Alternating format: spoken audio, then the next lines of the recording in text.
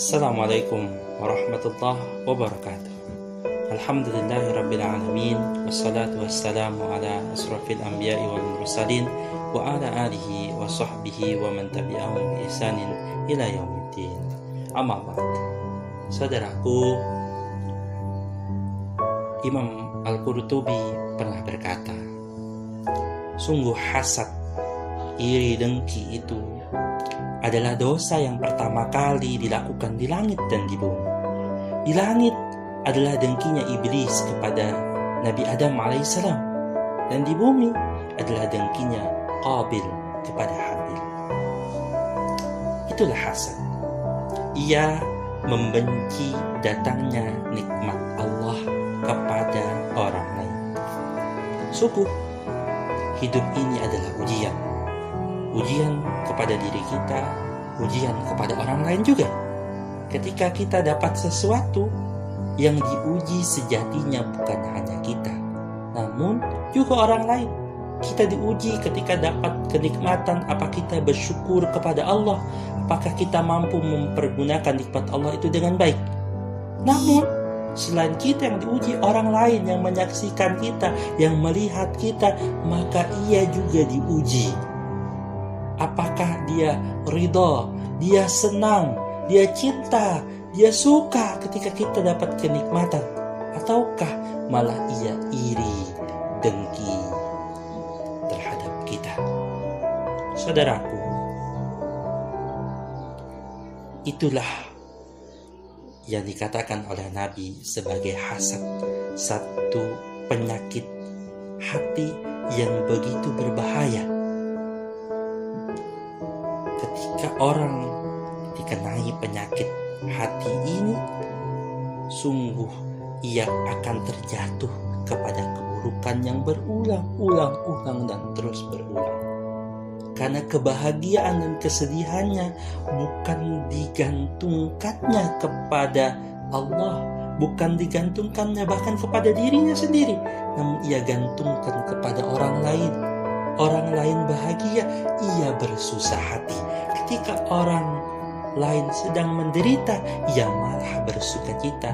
Namun sukacitanya itu ia sejatinya tidak dapat apa-apa.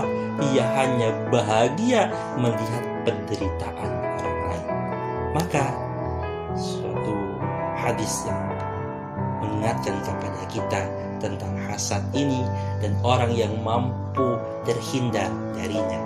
Diriwayatkan dari Anas bin Malik, ia berkata, ketika kami duduk bersama Rasulullah SAW, tiba-tiba beliau bersabda, sebentar lagi akan datang seorang laki-laki penghuni surga.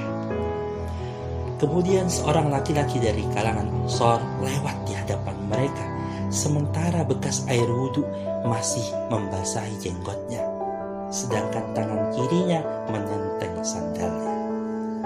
Esok harinya Nabi SAW bersabda lagi, sama seperti hari sebelumnya, akan lewat di hadapan kalian seorang penghuni surga.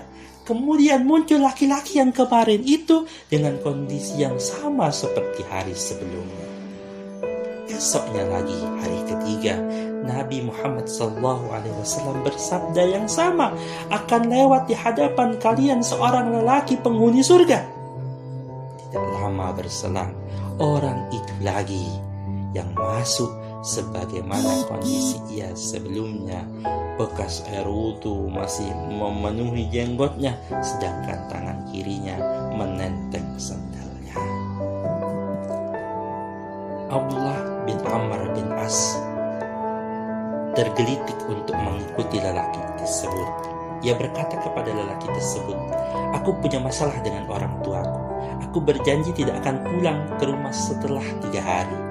Jika engkau mengizinkan, maka aku hendak menginap di rumahmu untuk memenuhi sumpahku itu. Sang lelaki itu menjawab, silahkan.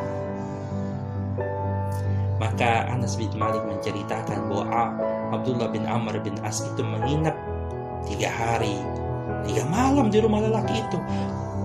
Tapi ia tidak mendapatinya dalam keadaan yang begitu luar biasa. Ibadahnya biasa-biasa saja, sholatnya biasa saja, amal ibadahnya biasa saja. Sungguh banyak sahabat yang amalnya jauh di atas seorang lelaki tersebut.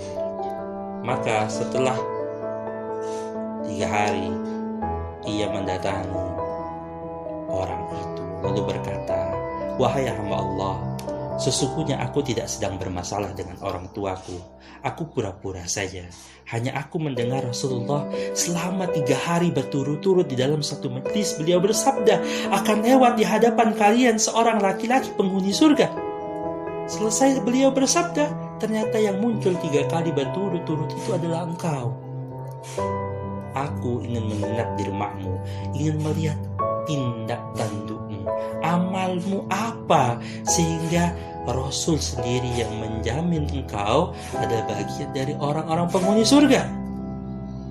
Laki Ansor itu menjawab, "Sebagaimana yang kamu lihat, aku tidak beramal yang lebih-lebih, sama saja seperti amal orang yang lain.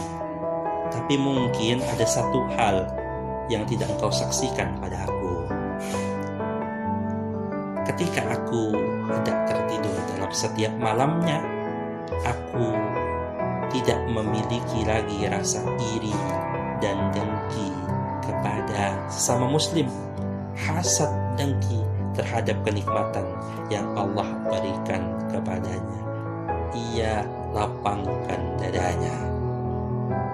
Abdullah bin Amr bin As berkata, "Kiranya itulah yang menyebabkan kamu mencapai derajat itu, sebuah amalan yang tidak banyak orang mampu melakukannya." Saudaraku pendengar sekalian, itulah kalau kita mampu melapangkan dada atas segala kenikmatan yang diberikan Allah kepada orang lain, maka kita sungguh terhindar dari hasad.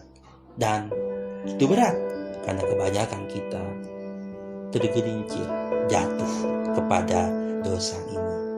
Terakhir, kita berdoa kepada Allah agar terhindar dari perbuatan hasad tersebut. Allah mengajarkan dalam Al-Quran ada satu doa yang perlu kita ingat-ingat. Rabbana ighfir lana wal ikhwanina alladhina sabaquna bil iman wa la taj'al fi qulubina ghillan lil ladzina amanu rabbana innaka raufur rahim. Hai Tuhanku, ya Allah, ya Tuhanku, ampunilah dosa-dosa kami dan dosa saudara-saudara kami yang telah mendahului kami dengan membawa iman.